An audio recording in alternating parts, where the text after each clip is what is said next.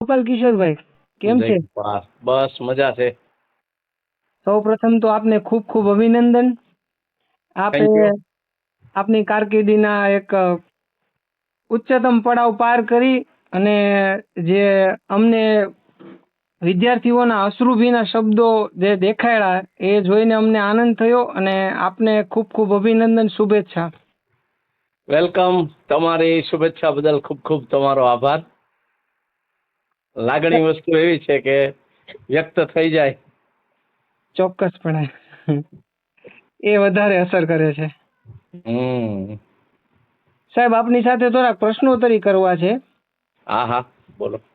પ્રશ્નોત્તરીમાં થોડાક પ્રશ્નો એવા છે કે આપની શિક્ષણ કારકિર્દીને લાગતા પ્રશ્નો છે. હા હા. અને યુવા પેઢીને માર્ગદર્શન પૂરું પાડશે. આ સરસ. તો હું ધન્યતા અનુભવીશ. વાહ ભાઈ વાહ સાહેબ.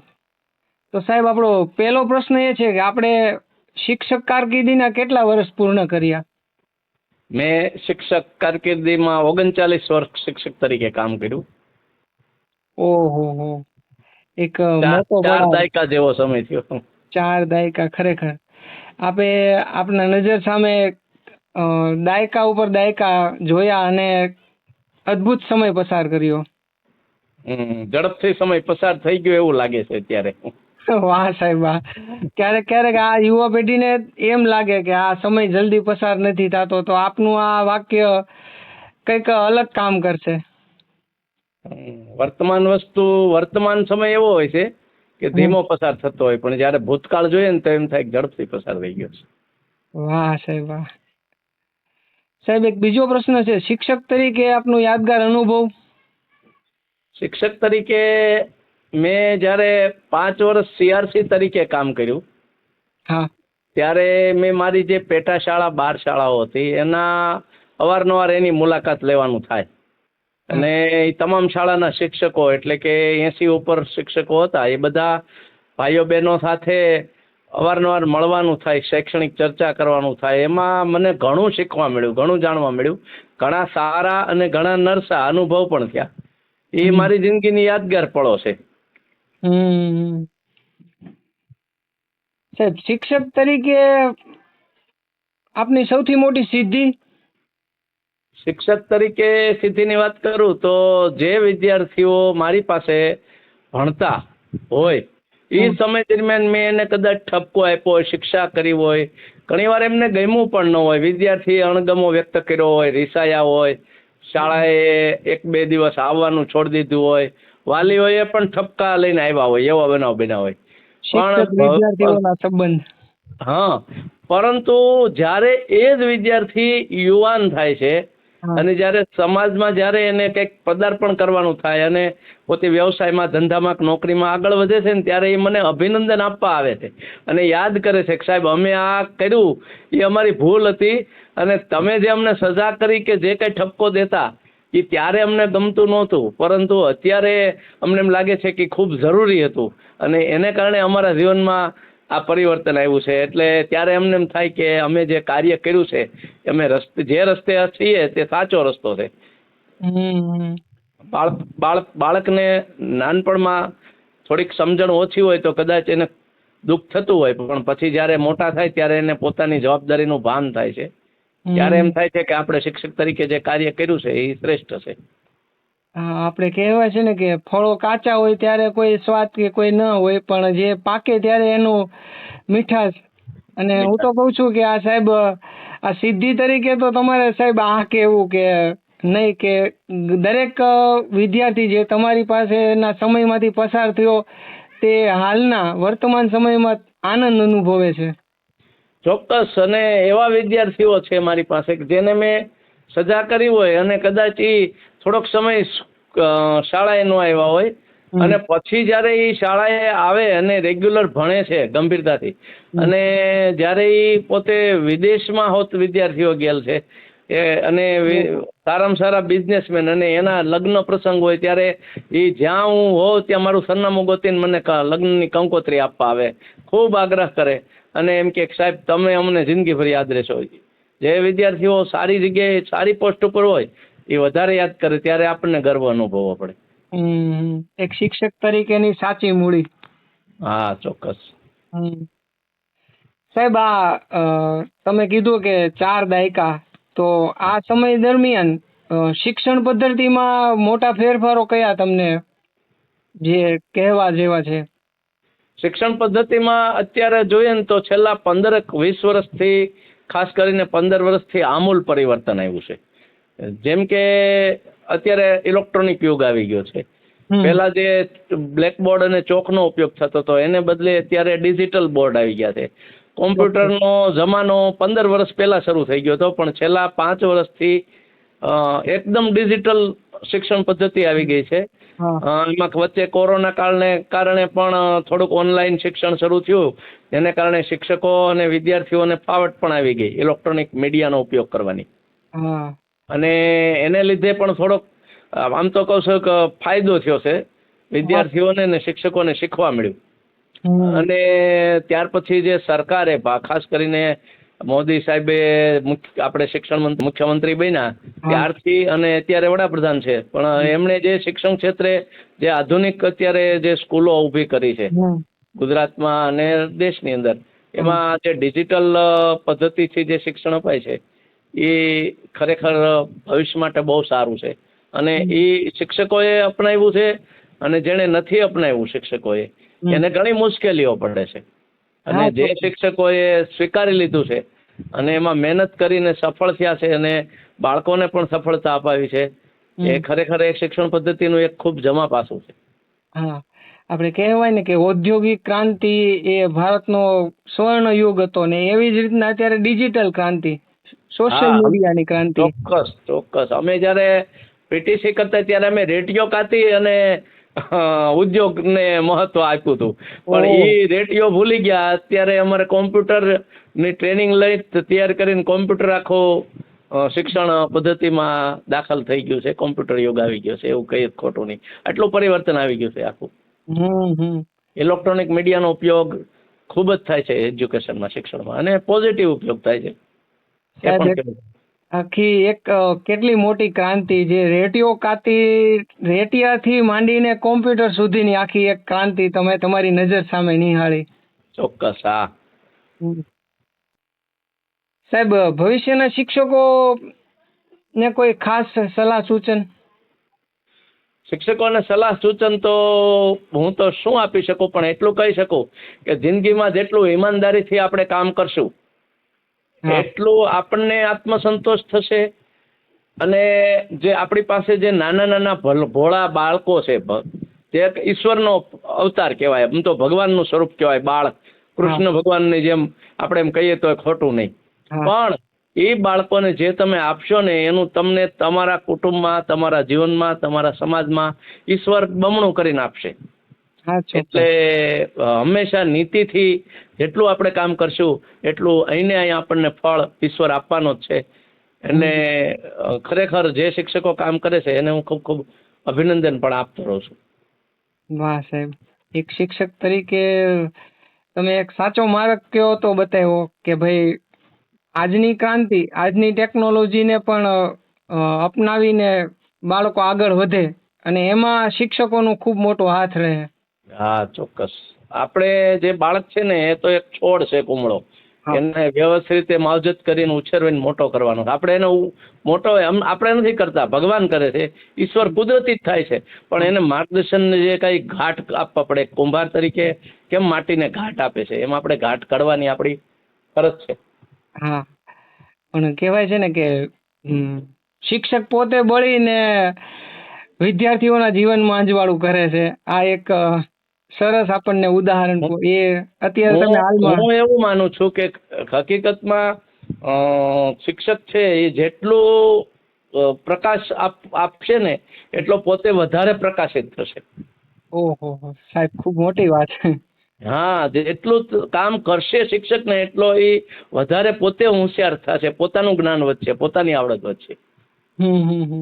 બળવાનું આમાં ધૂપસળીની જેમ બળવું નથી પડે, એમ ઉલટાનું પોતાનો વિકાસ થાય છે સાથોસાથ, બાળકોનો અને પોતાનો બેયનો વિકાસ થશે. વાહ સાહેબ, વાહ. સાહેબ, અત્યારે હાલની યુવા પેઢીને કોઈ માર્ગદર્શન? પરીક્ષા સમયે આપણે પરીક્ષાનો હાવ તો છે જ, આપણા પૂર્વ સમયથી ચાલ્યું આવે છે. પરીક્ષા સમયે બાળકો અત્યારે ડિપ્રેશનમાં આવી જાય છે, પરિણામ પછી કોઈ અણગમા પગલાં ભરે છે. કાં તો એ વિષયને, એ સવાલને તમે એ પણ રીતે ગણો કે યુવા પેઢી હાલ તો કોઈ નશામાં ઘેરાયેલી રહે છે, કોઈને કોઈ વ્યસનમાં, તો યુવા પેઢીને કોઈ માર્ગદર્શન? માર્ગદર્શન હું એ કહી શકું કે જો યુવાનોને કે ભાઈ કર્મણ્યવાધિકાર હસ્તે મા ફલેશુ કદાચન, જેટલું કર્મ કરશો એનો ઈશ્વર વહેલા મોડું ફળ આપશે. તમારે ફરજ છે કર્મ કરવાની. અથાગ પરિશ્રમનો કોઈ વિકલ્પ નથી, અને હંમેશા તમને મોડા વહેલું ફળ મળશે.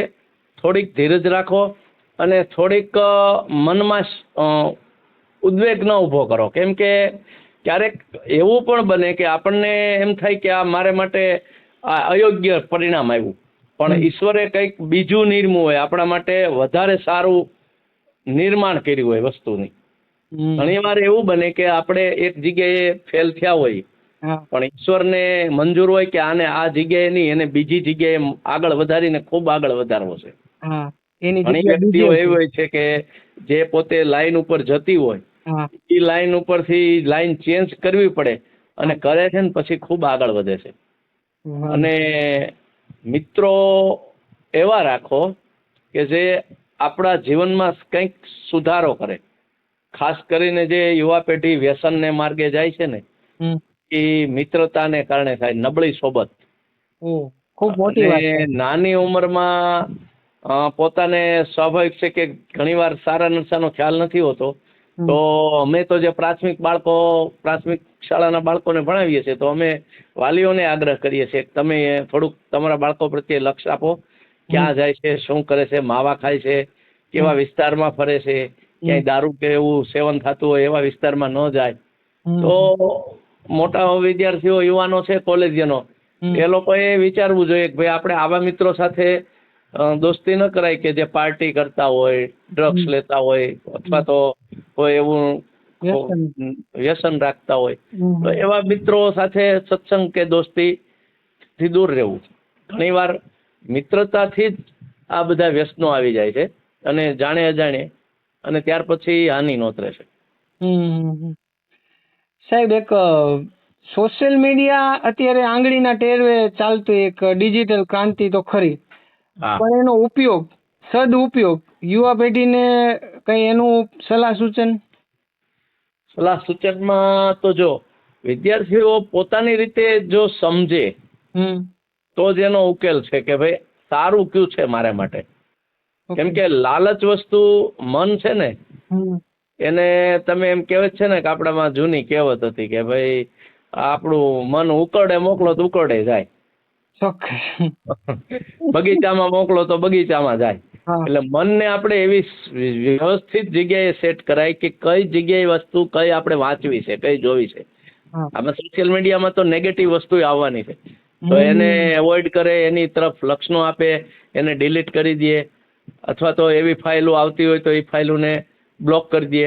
અને જે પોઝિટિવ છે, ખાસ કરીને શિક્ષણને લગતું છે, પોતાની જે જરૂરિયાત, ધ્યેય કે ભાઈ મારે આ અભ્યાસ કરવો છે, તો શિક્ષકોની ફરજ છે થોડું ઘણું વિદ્યાર્થીઓને એ બાબતના માર્ગદર્શન આપે, એવા બતાવે, થોડાક ધ્યેય બતાવે કે ભાઈ આ વિડીયો, હું સામાજિક વિજ્ઞાનનો શિક્ષક હતો, તો હું યુટ્યુબ ઉપર બાળકોને અવારનવાર મેપ જોવા બાબતે, પછી આવા ઇતિહાસના પાત્રો વિશે એને એટલું બધું મટીરિયલ્સ જોવાનું પ્રેરણા આપું કે બાળકોને એ જોવાની મજા આવે. પછી એમ કે સાહેબ અમને તો આ બહુ મજા આવી જોવાની, આમાં અમને મહારાણા પ્રતાપ વિશે ખૂબ જાણવા મળ્યું, શિવાજી મહારાજ વિશે ખૂબ જાણવા મળ્યું.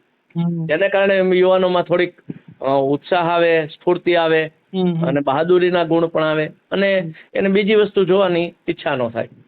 એટલે સદુપયોગ સમાજની, શિક્ષકની અને વાલીઓની અને બધાની ફરજ છે બાળકનું ઘડતર કરવાની, અને એ બાળકને પોતાને યુવાન થાય ત્યારે એને પોતાની જવાબદારીનું ભાન રાખી અને જિંદગીને બહેતર બનાવવાની ફરજ છે. ચોક્કસ. વાહ સાહેબ, આનંદિત થાય એવો ઉત્તર. સાહેબ, તો મારા વિચારો રજૂ કરું છું, બાકી ના સાહેબ, આ મેં આગળ કીધું ને કે તમને મેં પ્રથમ કોલ કર્યો હતો ત્યારે જ કે તમે ના પાડી હતી કે સાહેબ એમાં રેકોર્ડિંગ કરવાનું ને સોશિયલ મીડિયામાં મૂકવાની કે એવી બધી કઈ જરૂર નથી. પણ આ સાહેબ, આ પ્રશ્નોત્તરી યુવા પેઢીને કોઈ માર્ગદર્શન પૂરું પાડશે, કોઈને અંજવાળું આપણે પૂરું પાડશું. એ તો બરોબર છે, પણ આપ બધાના વિચારો અલગ અલગ હોય છે. મેં મારા વિચારો રજૂ કર્યા છે. ના સાહેબ, બેસ્ટ વિચારો છે. અમને પ્રેરણા મળે છે સાહેબ. તો સારું કે ભાઈ જો કઈક કોકને માર્ગદર્શન મળી રહેતું હોય તો હું ધન્યતા અનુભવીશ. ચોક્કસ સાહેબ. આ બે પેઢી વચ્ચેનું અંતર, જનરેશન ગેપ, એના વિશે તમારા શબ્દોમાં. જો સાહેબ, વર્તમાન યુવાનો, પોતે બાળકો વર્તમાન સમયમાં જીવતા હોય, એટલે એની આજુબાજુનું વાતાવરણ જે હોય એનું ખેંચાણ, એનું અનુભવે, એટલે એ વસ્તુ કરવાનું બાળક કહે, અને વાલીઓ પોતાના અનુભવ પ્રમાણે જે એના જીવનમાં જેટલો સમય પસાર કર્યો હોય એના આધારે સલાહ સૂચન દેતા હોય, તો ક્યારેક ટકરાવ પણ થાય છે. આ જનરેશન ગેપ. હા, બરોબર છે. એમાં એવું છે, સદીઓથી જનરેશન ગેપ તો ચાલ્યો આવ્યો છે, અને ખરેખર જો ટકરાવ અટકાવવો હોય તો પહેલી ફરજ આપણે મા બાપ તરીકે, વડીલ તરીકે વાલીની ફરજ છે. એટલે કે યુવાનોને બદલવા કરતા ખરેખર વાલીઓએ બદલવાની જરૂર છે. આપણે એ વિચારવાનું કે આપણા જે દાદા અથવા તો આપણા પપ્પા જે રીતે વાત કરતા હતા ત્યારે આપણને પસંદ પડતી નહોતી અને આપણે કઈ રીતે રિએક્ટ કરતા હતા, અને ત્યારે જો આ રીતે જ રિએક્ટ આપણા સંતાનો કરતા હોય હમ.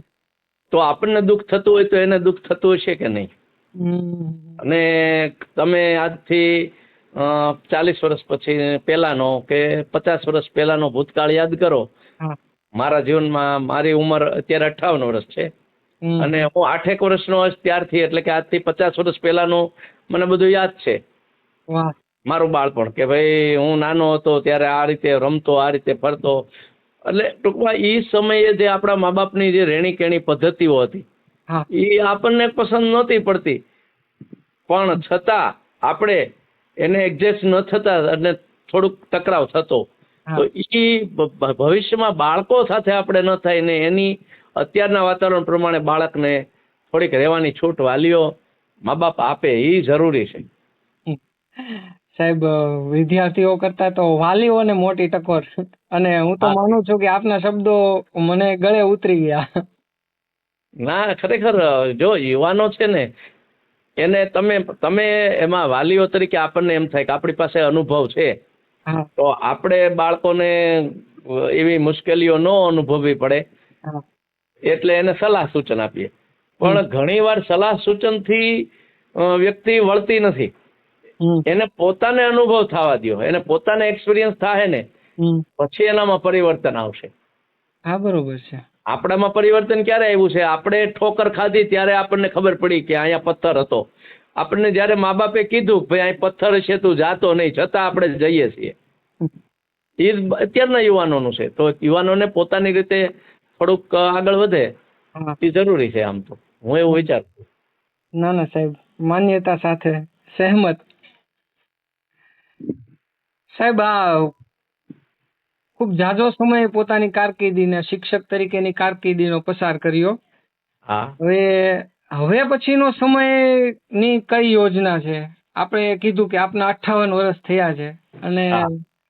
આમ ગણો તો તમારે હવે જવાબદારીથી તો બંધાયેલો જ રહે હા. વ્યક્તિ, પણ પોતાની યોજના કઈ ખરી કે હવે આ નિવૃત્તિ પછીનો સમય કઈ રીતે પસાર કરવો? જો આમ તો 58 વર્ષ હું તો એવું માનું છું કે કઈ ખાસ ઉંમર ન કહેવાય નિવૃત્તિની. ચોક્કસ. હા. મેં તો મારા વિદાય સમયના ભાષણમાં કીધું કે જો સરકારે 60 વર્ષ કેન્દ્ર સરકારે રાખ્યા હા. એ રીતે રાજ્ય સરકારે રાખ્યા હોત તો હું હજી 2 વર્ષ સારી રીતે કામ કરી શકત. અને મેં મારું ભવિષ્યનું રિટાયર પછીનો પ્લાન મેં વિચારી રાખ્યો હતો. હા. એટલે મેં આજથી ઘણા સમય પહેલા ખેતીની જમીનમાં મારી પોતાની વાડી, એટલે કે મારા વાઈફના નામે છે વાડી, ખેતર, હા. એ 20 વર્ષ પહેલા એનું ખરીદેલું છે મેં. અને મારી ભવિષ્યમાં ખેડૂત તરીકેનું મારી ગણતરી છે કે બાકીનું જીવન છે એ એક કુદરતી વાતાવરણમાં ગાર્ડન ને બગીચાઓ ને જે કાંઈ ફળ ફૂલ ને જેટલા વૃક્ષો હોવાય એટલા વધારે વૃક્ષો વાવવા છે. વાહ સાહેબ, વાહ. એટલે ટૂંકમાં પર્યાવરણ સાથે રહીએ, નિરોગી થોડાક રહીએ અને શરીર થોડું એક્ટિવ રહે, અને સાથોસાથ કોઈ એવી સમાજ સેવાની પ્રવૃત્તિ મળશે તો એમાંય ચોક્કસ આપણે કોઈને હેલ્પફુલ માર્ગદર્શનરૂપ થાવું. કોઈ જ્ઞાતિના વિદ્યાર્થી હોય, બીજી જ્ઞાતિના, અમારા કોઈ પણ ભૂતકાળના વિદ્યાર્થી હોય તો મેં કીધેલું છે ક્યાંય પણ માર્ગદર્શનની જરૂર પડે, અમારી મદદની જરૂર પડે, તમને એમ લાગે કે ભાઈ સાહેબ આમાં આપણને ઉપયોગી થશે, અને આપણી ફરજ છે કે આપણે થવું જોઈએ. અને ઘણીવાર જૂના વિદ્યાર્થીઓ આવે છે અમારી પાસે કે સાહેબ અહીંયા અમારે નોકરી માટે અરજી કરવી છે તો શું કરવું જોઈએ, એવું માર્ગદર્શન મેળવે છે. અને આપણી પાસે જેટલું નોલેજ હોય એ આપણે કહેવાની ફરજ છે. શક્ય હોય એટલી સેવામાં મદદરૂપ થાશું. હા સાહેબ, નિવૃત્તિ શિક્ષક તરીકે શાળામાંથી લઈ લીધી છે, પણ અંદરનો શિક્ષક છે તે તો આજીવન જીવિત જ રહેવાનો. ચોક્કસ ચોક્કસ, એ તો જીવિત રહેશે. હવે સાહેબ, તમારી કારકિર્દીની જેટલી શાળાઓ છે, હા, લગભગ મને ખ્યાલ નથી કેટલી શાળાઓમાં તમારે જવાનું થયું હોય, પણ એ શાળાના વિદ્યાર્થીઓને અથવા ફરજ બજાવતા શાળાના શિક્ષકોને કોઈ સંદેશ? મેં 3 શાળાઓમાં કામ કર્યું છે. હા અને દરેક જગ્યાએ વાતાવરણ ચેન્જ થાય સ્વાભાવિક છે. હા પણ બધા શિક્ષક મિત્રો ને બસ ખાસ તો સંદેશ તો કાંઈ છે નહીં કે ભાઈ કામ કરે છે અને ખૂબ સારી રીતે કામ કરો અને આવી રીતે માન સન્માન જિંદગીમાં મળે કે ન મળે, કદાચ રાષ્ટ્રપતિ એવોર્ડ ન મળે, રાજ્યપાલ એવોર્ડ ન મળે તો કાંઈ વાંધો નહીં, પણ તમે જે કરો છો એનો તમને આત્મસંતોષ થાય અને તમારા વિદ્યાર્થીઓ છે એને તમારી પ્રત્યે લાગણી બંધાઈ રહે એટલું કામ કરો એટલે આપણી ફરજ પૂરેપૂરી થઈ ગણાય. અંતરનો આનંદ એ જ સૌથી મહત્વનો. બસ. તો કિશોરભાઈ, આપની સાથે વાત કરવામાં ખૂબ આનંદ થયો. લગભગ 450 કિલોમીટરના અંતરેથી આપે આપના શબ્દો, સૌથી પહેલા તો અમૂલ્ય સમય આપને ફાળવ્યો અને સાથોસાથ કે આ જીવનમાં દરેક પેઢીને બાળપણથી માંડીને વૃદ્ધાવસ્થા સુધીની, યુવાનીની બધા અવસ્થામાં કામ આવે એવા જવાબો અને સંતુષ્ટિ અને અંતરનો આનંદ જે ઠલવ્યો તે મજા આવી સાહેબ. Thank you. ખૂબ આભાર. આભાર સાહેબ. Thank you. વંદે માતરમ. વંદે માતરમ. જય હિન્દ. જય હિન્દ. જય હિન્દ.